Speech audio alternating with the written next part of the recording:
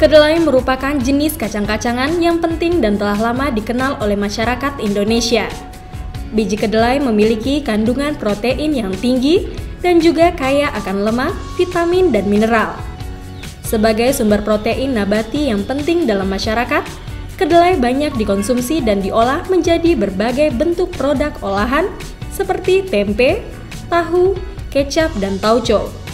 Selain itu, kedelai juga dapat diolah menjadi minyak kedelai, tepung kedelai, dan susu kedelai. Untuk mendapatkan kuantitas dan kualitas yang baik dari kacang kedelai, diperlukan penanganan pasca panen yang baik. Oleh sebab itu, Kementerian Pertanian melalui Direktorat Pasca Panen Tanaman Pangan mengupas penanganan panen dan pasca panen kedelai agar tercipta sebuah solusi yang mampu menekan susut hasil panen dan mempertahankan mutu kedelai. Kedelai merupakan salah satu komoditas yang memiliki potensi cukup besar dikembangkan di Indonesia. Daerah-daerah sentra produksi dari mulai Sumatera, Jawa, Kalimantan, Sulawesi, daerah jajaran Nusa Tenggara, bahkan sampai dengan di daerah Papua adalah merupakan daerah pengembangan kedelai di Indonesia. Sebagai tanaman yang memiliki fungsi yang begitu banyak, kedelai sangat dibutuhkan untuk kehidupan masyarakat di Indonesia. Sampai dengan saat ini, upaya-upaya yang dilakukan oleh pemerintah melalui Direktorat Pasca Panen telah memberikan fasilitasi sarana pasca panen pada daerah-daerah sentra produksi melalui gabungan kelompok tani dan kelompok tani yang ada. Tentunya seluruh sarana dan prasarana pasca panen ini harus betul-betul dapat dioptimalkan untuk dapat menekan susut hasil tanaman kedelai di Indonesia. Kontribusi alat dan mesin pertanian ini cukup besar dalam menekan susut hasil komoditas kedelai di Indonesia. Untuk itu, melalui kesempatan ini, visualisasi terhadap penanganan panen dan pasca panen yang baik telah disiapkan oleh Direktorat Pasca Panen melalui program tahun 2014 ini sebagai upaya yang dilakukan untuk dapat memberikan pemahaman teknis dan juga sekaligus memberikan pemahaman kepada aparat maupun para petani dalam menyelenggarakan panen dan pasca panen yang baik untuk tanaman kedelai di Indonesia.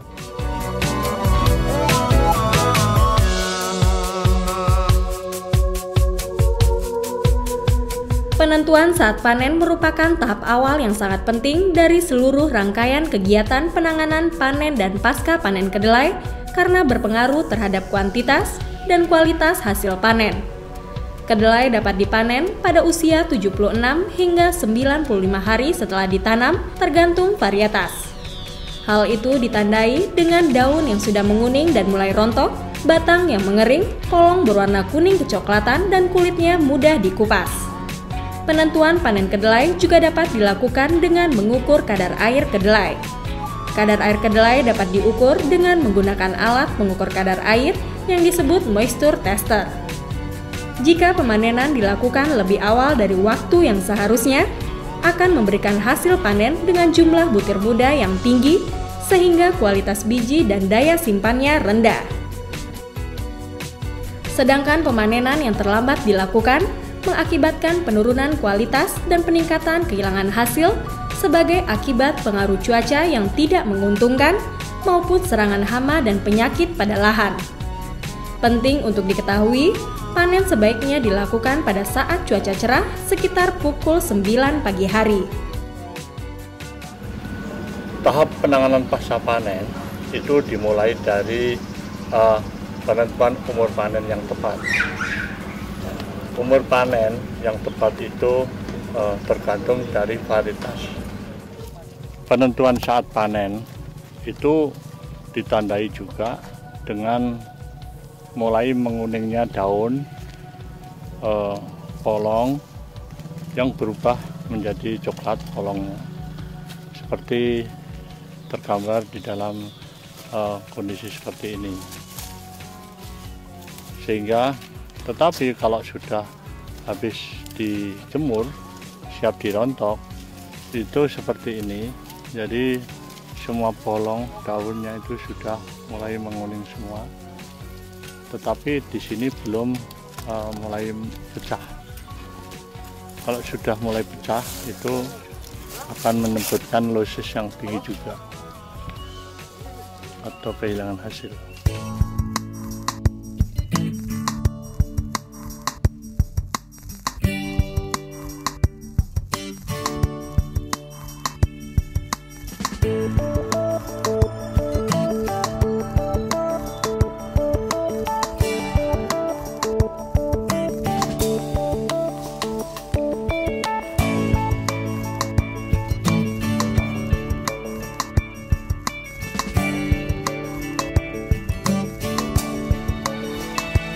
Proses pemanenan dapat dilakukan dengan memotong pangkal batang. Cara panen ini lebih menguntungkan dibandingkan dengan cara dicabut karena cepat atau dapat diterapkan pada kondisi kering maupun basah dan membuat akar tertinggal di lahan agar meningkatkan kesuburan tanah karena rhizobium yang ada di akar tanaman tetap berada di dalam tanah.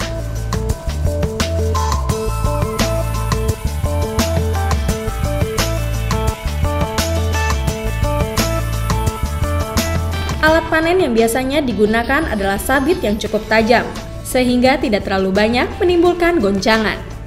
Di samping itu, dengan alat panen yang tajam, pekerjaan bisa dilakukan dengan cepat dan jumlah buah yang rontok akibat goncangan bisa ditekan.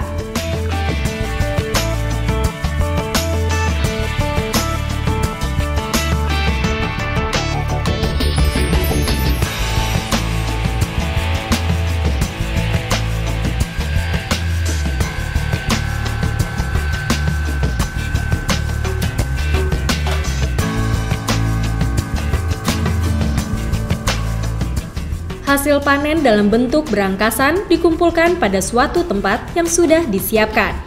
Penumpukan dan pengumpulan merupakan tahap penanganan pasca panen setelah kedelai dipanen. Ketidaktepatan dalam penumpukan dan pengumpulan kedelai dapat mengakibatkan kehilangan hasil yang cukup tinggi. Untuk menghindari atau mengurangi terjadinya kehilangan hasil saat panen, sebaiknya pada waktu penumpukan sementara dan pengangkutan menggunakan alas plastik, sehingga polong dan biji kedelai yang rontok dan tercecer dapat tertampung di alas tersebut.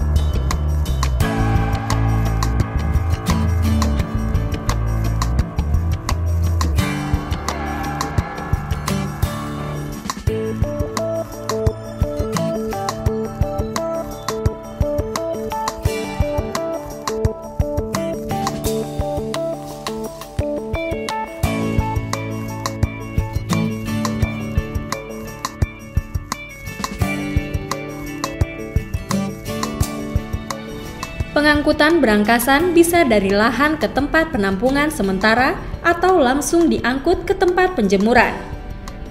Pengangkutan dapat dilakukan dengan menggunakan alat angkut seperti gerobak, mobil bak atau sepeda motor khusus pengangkut.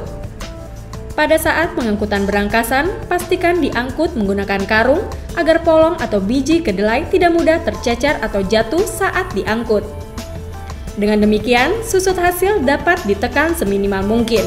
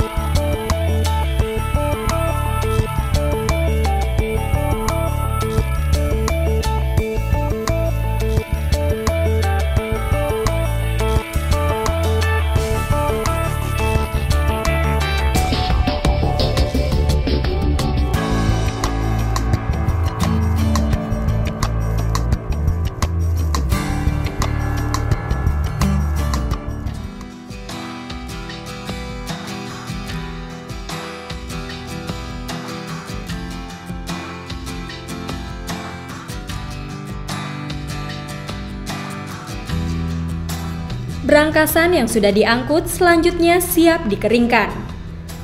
Seluruh hasil panen segera dijemur dan tidak ditunda terlalu lama. Dalam proses pengeringan ini dapat dilakukan dengan dua cara, yaitu secara alami dan menggunakan mesin pengering. Pengeringan secara alami yaitu berangkasan dijemur langsung di bawah sinar matahari. Pada saat menjemur berangkasan sebaiknya menggunakan alas, seperti lantai semen, tikar, anyaman bambu, atau menggunakan alas plastik. Agar berangkasan kedelai kering sempurna dan merata, pada saat penjemuran hendaknya dilakukan pembalikan berulang kali.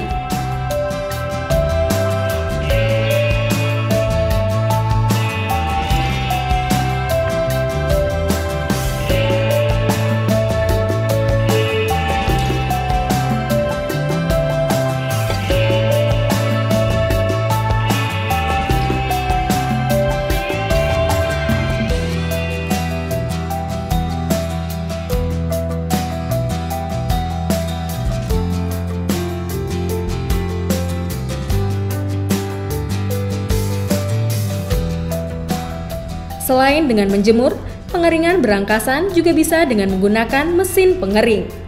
Pengering dengan mesin pengering ini berbentuk tipe bak yang sumber panasnya dari tungku sekam biomasa.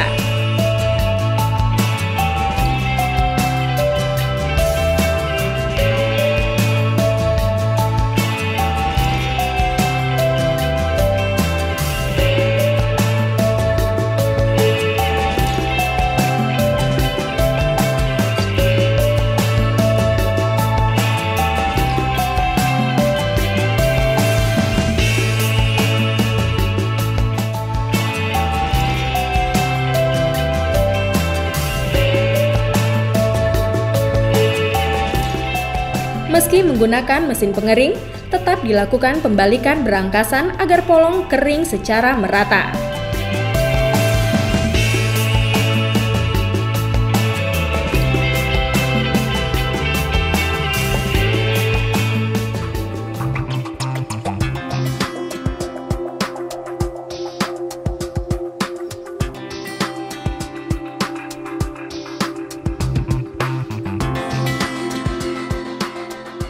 Setelah berangkasan kering, maka langkah selanjutnya adalah perontokan.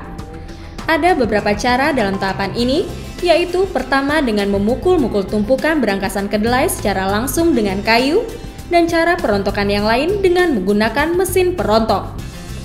Setelah melakukan perontokan dengan cara dipukul, tumpukan kedelai dibalik dan pemukulan diulang hingga biji kedelai rontok seluruhnya. Meski terlihat mudah, namun cara ini memiliki kelemahan tersendiri, yakni membutuhkan waktu, tenaga, dan biaya lebih banyak. Persentase kotoran masih tinggi. Susut biji kedelai karena tercecer masih tinggi, dan awan debu selama proses berlangsung.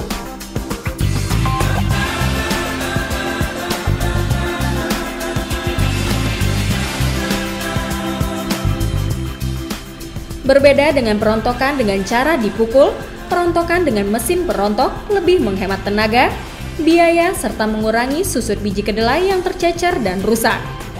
Bahkan pengoperasian mesin perontok cukup praktis. Setelah mesin dinyalakan, berangkasan kemudian dimasukkan. Dan secara otomatis biji kedelai akan terpisah dengan kulit polong dan batang.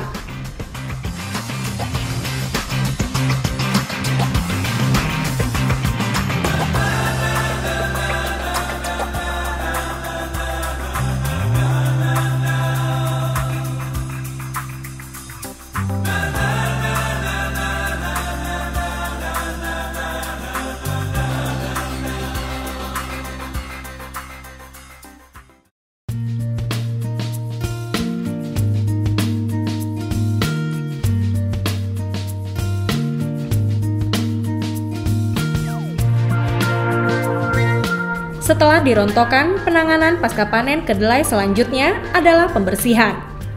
Pembersihan biji kedelai dilakukan dengan cara menampi. Biji yang terpisah kemudian ditampi agar terpisah dari kotoran-kotoran lainnya. Perlu diingat, pada saat pembersihan biji kedelai dari sisa polong dan daun, jangan lupa untuk memisahkan atau membuang biji yang rusak, Dan jangan lupa untuk memunguti biji kedelai yang tertinggal di sampah berangkasan dari sisa perontokan pembersihan biji kedelai yang dilakukan dengan cara menampi.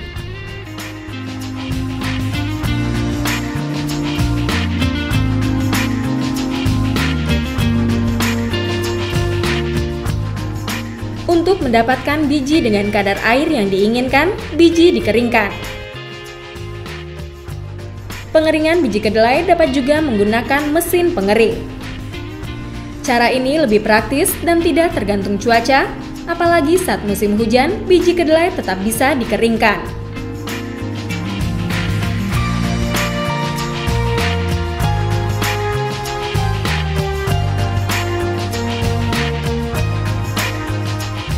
Pastikan kadar air biji kedelai pada kisaran 9 hingga 12%.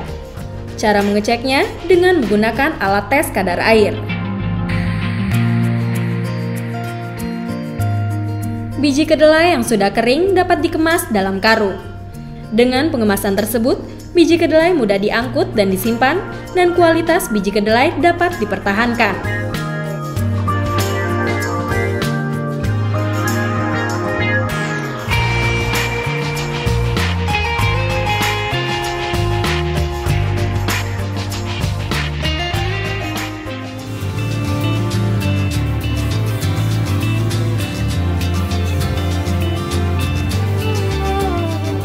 Pelaksanaan penyimpanan kedelai dapat dilakukan dengan cara menyimpan karung yang berisi biji kedelai ke dalam gudang penyimpanan dengan suhu kamar. Penyimpanan seperti ini dapat mempertahankan mutu biji kedelai. Dalam pelaksanaan penyimpanan dapat berfungsi menghambat pengaruh kondisi lingkungan seperti suhu dan kelembapan, serta mengurangi tersedianya oksigen, kontaminasi hama, kutu, jamur, bakteri, dan kotoran. Jika kadar air biji kacang kedelai dapat dipertahankan, maka kerusakan dapat diperkecil karena hama, penyakit, dan cendawan tidak dapat berkembang sehingga kualitas biji kacang kedelai tetap baik.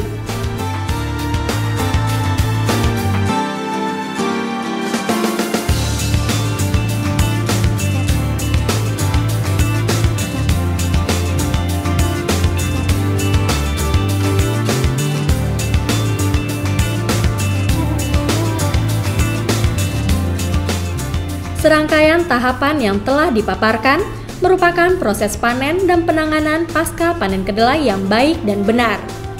Dengan demikian, diharapkan akan memberikan dampak pada peningkatan mutu dan kualitas biji kedelai yang dihasilkan, susutnya pun akan minimal.